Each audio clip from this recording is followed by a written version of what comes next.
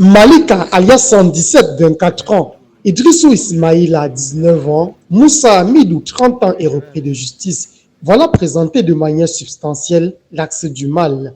Le mode opératoire, se passer pour des clients ordinaires en empruntant des motos pour des endroits précis, puis changer de destination en cours de chemin, moyennant une revalorisation du montant initial. Et comme mode opératoire, ceux-ci ont pour habitude de faire emprunter une moto par leur complice et qui, chemin faisant, change de destination et propose un montant assez plus élevé au pilote.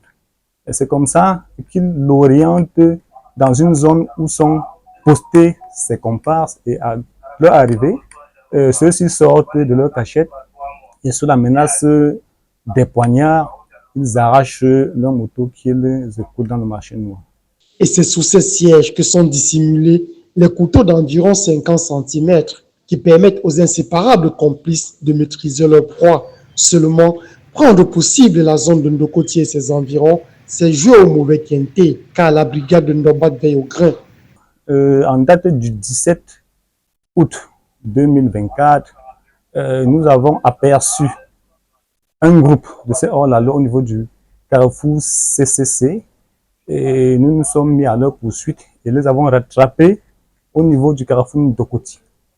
C'est alors qu'interpellé et conduit à notre unité, une fouille à corps et une fouille minutieuse de leur engin nous a permis de découvrir sur le siège 2 poignards longs chacun de 50 cm environ.